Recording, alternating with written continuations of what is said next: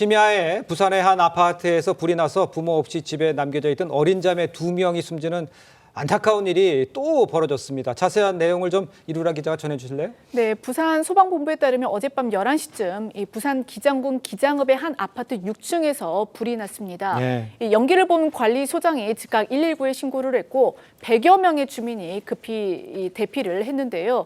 신고를 받고 출동한 소방대원들은 이 현장에 도착해서 6층 집 문을 개방하고 들어가서 이 진화 작업에 나섰습니다.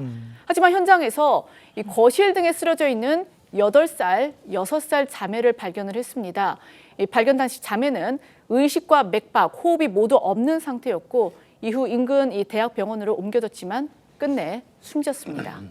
더욱 안타까운 것은 이 화재 당시 집안에는 이 자매의 부모가 없었던 것으로 알려졌는데요. 이 경찰에 따르면 자매는 화재 20여 분 전 엄마와 함께 집으로 들어왔고 곧바로 2분 뒤에 엄마가 집을 비운 것으로 확인이 됐습니다. 네. 관련해 이 연합뉴스가 전한 이웃들의 인터뷰에 따르면 이 자매의 부모는요, 이 아파트에서 차로 5분 정도 떨어진 곳이자 이 숨진 첫째가 다니는 초등학교 주변에서 야간에도 문을 여는 이 점포를 운영했던 것으로 전해졌습니다.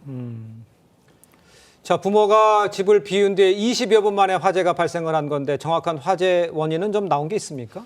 불은 30여 분 만에 진화가 됐지만 네. 이 사고로 집 내부 대부분이 불에 탔고 소방서 추산 2,800여만 원의 재산 피해가 발생한 것으로 파악됐습니다.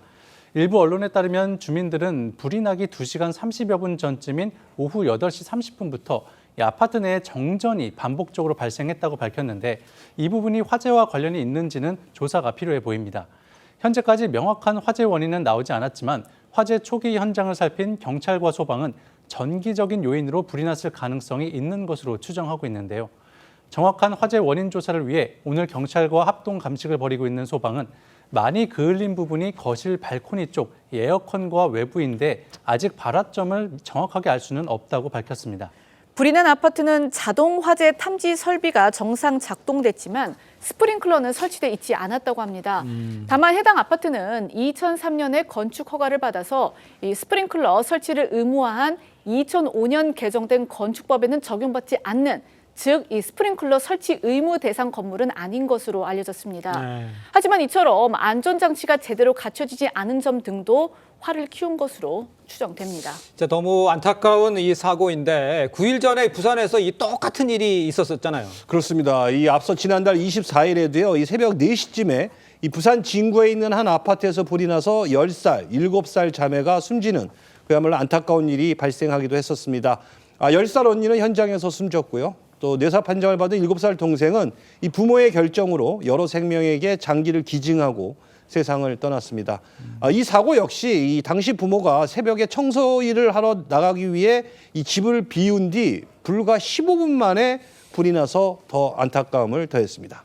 전문가들은 야간 시간대 방치된 어린 아이들의 안전 문제와 함께 노후 아파트의 소방 설비 미비가 참사가 반복되는 근본 원인으로 지적하고 있습니다.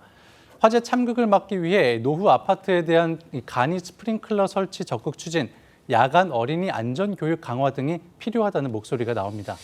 지금 지태희 기자가 지적을 했습니다만 지금 부산에서 열흘도 안 돼서 지금 비슷한 참사가 계속 일어나고 있잖아요. 이런 사고가 계속 발생하는 이유 또 뭐 대책 이런 건 어떻게 생각해 보셨어요? 일단 많은 분들이 보시면서 안타까운 마음 가지실 그러니까요. 것 같습니다. 너무 가슴 아픈 소식인데요. 예.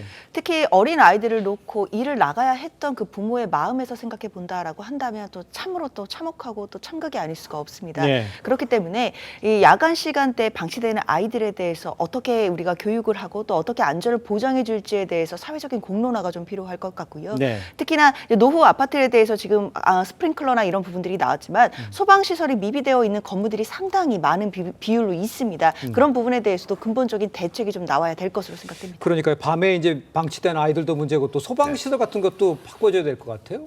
그렇죠. 아니 소방시설은 뭐 일제 점검을 통해서 충분히 그 의무화되지 않은 그 기간 동안에 그 만들어진 아파트나 주택들에 대해서 그 이제 보완을 해야 될 건 뭐 당연한 거고요. 네. 다만 이제 아이들을 혼자 또는 이렇게 그 부모 없이 둘 수 있느냐 하는 문제는 네네. 그 미국의 일부 주에 가면 그 처벌을 받아요. 그런 주가 있거든요. 그럴 정도로 사실은 이제 그것도 나이에 따라서 조금씩 다르긴 하지만 그 적어도 10살 미만의 이 그 인지 판단 능력이 좀 없는 아이들을 방치했을 때 생기는 여러 가지의 그 불안한 요소들이 굉장히 많거든요. 그렇습니다. 그 부분은 정말 입법적으로 무슨 대책이 있어야 되는 것 아닌가 하는 생각이 듭니다. 알겠습니다.